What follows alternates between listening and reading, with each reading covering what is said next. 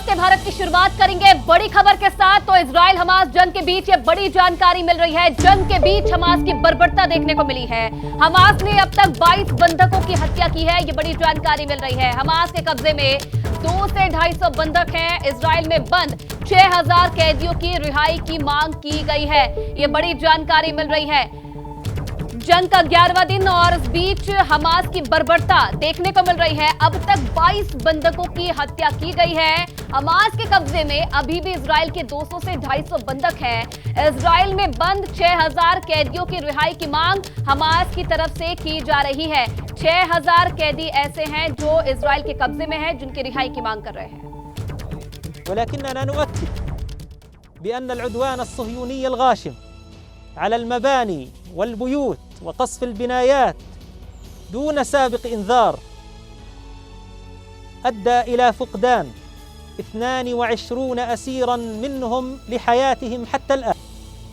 एक और बड़ा अपडेट मिल रहा है। देखिए, जंग जारी है और इस जंग के बीच जानकारी ये मिल रही है कि हमास का एक और कमांडर ढेर कर दिया गया है। ओसामा अल मुज़ैनी को इजरायली सेना ने मार गिराया। अब तक हमास के बड़े 7 कमांडर ढेर हो चुके हैं। एक और कमांडर ढेर हो चुका है। देखिए, बड़ी जानकारी मिल रही है, जहां हमास का एक और कमांडर मार गिराया है इजरायली सेना ने। लगातार ये जंग जारी है बीते कुछ दिनों से, और इसी बीच एक बड़ा अपडेट, ओसामा अल मुज़ैनी जिसे इजरायली सेना ने मार गिराया। अब तक कुल मिलाकर हमास के बड़े 7 कमांडर मारे जा चुके हैं। देखिए, मरने वालों का आंकड़ा बढ़ रहा है, घायलों की संख्या में इजाफा हो रहा है, और इसी बीच हमास का एक और कमांडर ढेर हो चुका है। देखिए, जंग का दायरा बढ़ता हुआ जिस तरीके से अब हमले बढ़ाए जा रहे हैं, इसी बीच लेबनान में हिजबुल्लाह के ठिकानों पर भी हमले का सिलसिला जारी है। हिजबुल्लाह के ठिकानों पर हमले की खबर मिल रही है। इजराइल हमास जंग के बीच ये बड़ी खबर है। लेबनान में हिजबुल्लाह के आतंकी ठिकानों को ढूंढा जा रहा है, उस पर अटैक किया जा रहा है, क्योंकि जिस तरीके से हिजबुल्लाह मदद कर रहा है गाजा पट्टी में, और हमास की मदद करना अब भारी पड़ेगा। खोज कर हिजबुल्लाह के ठिकानों पर अटैक किया जा रहा है, यह बड़ी खबर है। लेबनान बॉर्डर की तरफ ना सिर्फ सक्रियता बढ़ गई है, कूच करना बढ़ गया है, उसे सिक्योर करने में जुटी है इजरायली फोर्स। इसके साथ ही लेबनान में हिजबुल्लाह के ठिकानों को टारगेट किया जा रहा है, उसे डिमोलिश किया जा रहा है। और देखिए, इस बीच एक और बड़ा अपडेट, रूस के राष्ट्रपति इस वक्त पहुंच चुके हैं चीन के राष्ट्रपति जिनपिंग से वो मुलाकात करेंगे। इजराइल जंग को लेकर भी बातचीत संभव है। बाइडेन के इजराइल पहुंचने से पहले पुतिन एक्टिव हुए। पुतिन इजराइल के पीएम नेतन्याहू के अलावा ईरान, मिस्र, सीरिया और फिलिस्तीन के राष्ट्राध्यक्षों से भी बातचीत कर रहे हैं। तो रूस के राष्ट्रपति पुतिन पहुंच चुके हैं चीन। इजराइल हमास जंग को लेकर हो सकता है कि बातचीत हो। ईरान, मिस्र के नेताओं से पुतिन ने बातचीत इस बारे में की है, लेकिन अब ये माना जा रहा है कि चीन पहुंचकर भी इस बारे में बातचीत होगी। जो लगातार हम देख रहे हैं कि इजराइल और हमास के बीच जंग चल रही है, और बाइडेन के दौरे से पहले किस तरीके से पुतिन एक्टिव हुए हैं वहां पर पहुंचकर, बहुत संभव है कि इस मुद्दे पर भी बात होगी, क्योंकि जिस तरीके से ये जंग लगातार बढ़ती चली जा रही है, और इसी बीच यहां पर पहुंचना चीन में और वहां पर जाकर इस मुद्दे को लेकर बातचीत करना पुतिन का, ये एक महत्वपूर्ण संकेत है।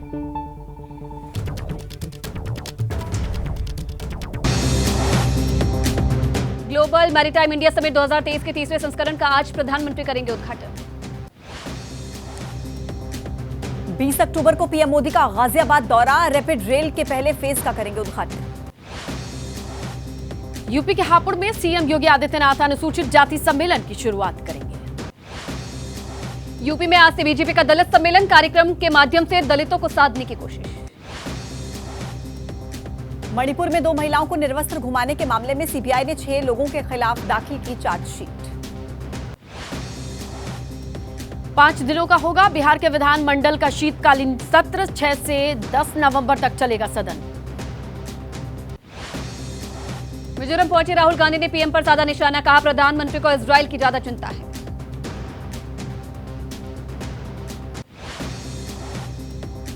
हिंदू त्योहारों की छुट्टियां रद्द करने पर नीतीश पर भड़के गिरिराज सिंह, कहा कि तुष्टीकरण की राजनीति कर रहे हैं नीतीश। बीजेपी सांसद मनोज तिवारी ने यमुना प्रदूषण के मामले पर केजरीवाल को घेरा, कहा दिल्ली सरकार ने यमुना को जहरीला बनाया। आज बीजेपी करेगी उम्मीदवारों के नामों पर मंथन। आज दिल्ली में राजस्थान, एमपी और छत्तीसगढ़ में अगली सूची पर होगी चर्चा। मध्य प्रदेश के लिए आज कांग्रेस जारी करेगी घोषणा पत्र। राहुल प्रियंका की सभाओं में दी गई गारंटी होगी शामिल। हैदराबाद में राजनाथ सिंह ने केसीआर पर बोला हमला, कहा तेलंगाना सरकार में केसीआर के परिवार का रहता है दखल। राजनांदगांव में अमित शाह ने भूपेश बघेल से मांगा हिसाब, कहा कांग्रेस ने छत्तीसगढ़ को बनाया बीमारू राज्य। दुबई पहुंचे उत्तराखंड के मुख्यमंत्री पुष्कर सिंह धामी, इन्वेस्टर समिट में होंगे शामिल।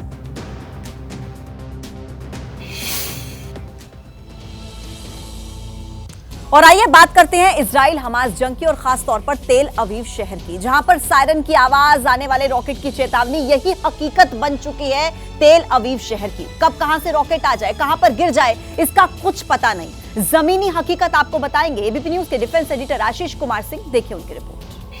एक बार फिर से टेल अवीव में रॉकेट अटैक के सायरन बजे हैं।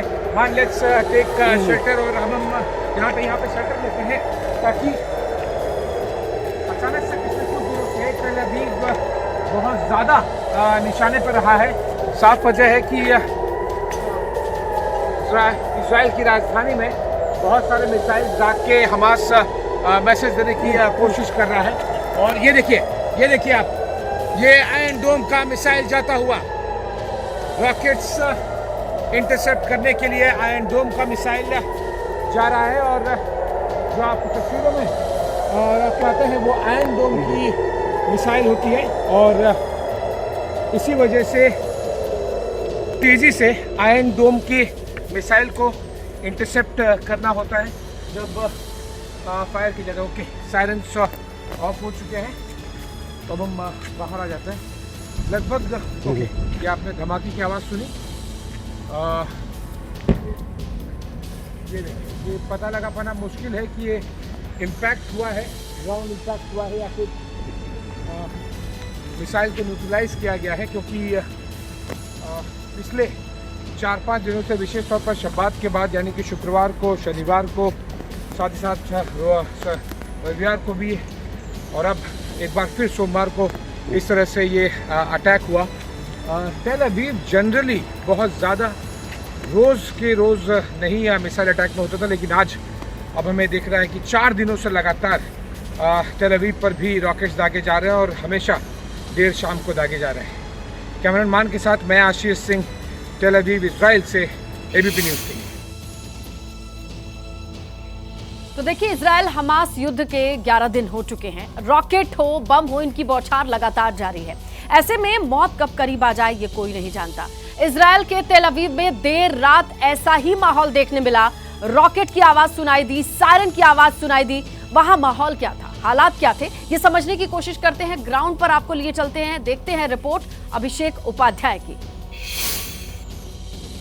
तेल अवीव में देखिए सायरन बज रहे हैं, अचानक ही ये अभी सायरन बजे हैं, और ये लोग तेजी के साथ में देखिए भागते हुए लोग भागते हुए जा रहे हैं बंकर की तलाश में, क्योंकि अभी भी अलार्म लगातार बज रहा है। देखिए कंटिन्यू अलार्म बज रहा है, और ये सड़कें एकदम इस समय खाली हो गई हैं, कोई दिख नहीं रहा है हमको।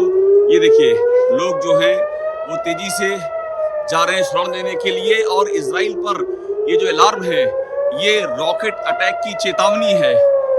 ये सारी गाड़ियां देखिए एक किनारे खड़ी हुई हैं, और हम पूरे शहर में जहां पर हम हैं तेल अवीव में, वहां मैं इस समय देख पा रहा हूं कि जो लोग सड़कों पर हैं वो तेजी के साथ में बंकर की ओर भाग रहे हैं, और हमको भी बंकर की ओर भागना पड़ेगा, क्योंकि ये रॉकेट अटैक का सायरन है। और हमास का जो रॉकेट अटैक लगातार इजराइल के शहरों को हमास अपनी जद में ले रहा है, वो एक बार फिर से तेल अवीव में वही एक खतरा दिखाई पड़ रहा है। लगातार ये तीसरा दिन है, तीसरी रात हम देख रहे हैं कि सायरन बज रहा है खतरे का, और देखिए लगातार सायरन की आवाजें आ रही हैं। ये है इस समय इजराइल के हालात, और लोग इस समय बंकर की ओर जा चुके हैं। हमास लगातार इजराइल पर इसी तरह के अटैक करने की कवायद कर रहा है। अभिषेक उपाध्याय, एबीपी न्यूज। और ये धमाका हुआ, तेज धमाका हुआ, फिर एक धमाका हुआ, देखिए दूसरा धमाका हुआ। ये है तेल अवीव का हाल, जो लगातार हमास के निशाने पर है। अभिषेक उपाध्याय, एबीपी न्यूज, तेल अवीव।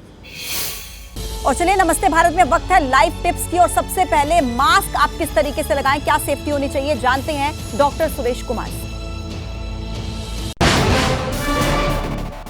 N95 का उपयोग जैसे हमने कोविड में देखा कि ये बैक्टीरिया और वायरस से बचने के लिए जो हेल्थ केयर वर्कर्स हैं, डॉक्टर्स हैं, नर्सेज हैं, टेक्नीशियन हैं, उनके लिए यूज़ के लिए हम रिकमेंड करते हैं।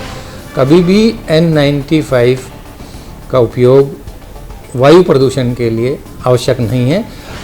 जो बहुत ज़रूरी है, बहुत आवश्यक है, वो ये सिंपल जो मास्क है, सर्जिकल मास्क है, ट्रिपल लेयर जो मास्क है, इट इज़ ए प्रोटेक्टिव। ये भी ज़रूरी नहीं कि मास्क यदि आपके पास नहीं है तो आप सिंपल कपड़ा लगा सकते हैं, रुमाल का प्रयोग कर सकते हैं, टिश्यू पेपर का आप यूज कर सकते हैं। नमस्ते भारत देख रहे हैं आप। और अब वक्त है 8 मिनट में 80 खबरों का, लेकिन उससे पहले बड़ी खबर आ रही है, आपको बताएं। बड़ी खबर है एक्सीडेंट से जुड़ी हुई। एक्सीडेंट की खबर मिल रही है कहां से? महाराष्ट्र के पुणे से। दर्दनाक ये सड़क हादसा हुआ। कंटेनर और ट्रक की भिड़ंत टक्कर, 4 लोगों की मौके पर मौत। हादसे के बाद ट्रक में आग लगी। लोकेशन पुणे का नवले ब्रिज, जहां पर ये हादसा हुआ है। एक्सीडेंट की खबर है, 4 लोगों की मौत हुई है। ट्रक और कंटेनर की टक्कर के बाद ये देखिए, नवले ब्रिज है ये पुणे का।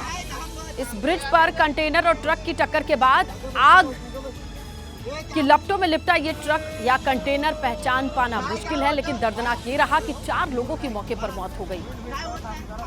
इस दर्दनाक हादसे में 4 लोगों की मौत की खबर है।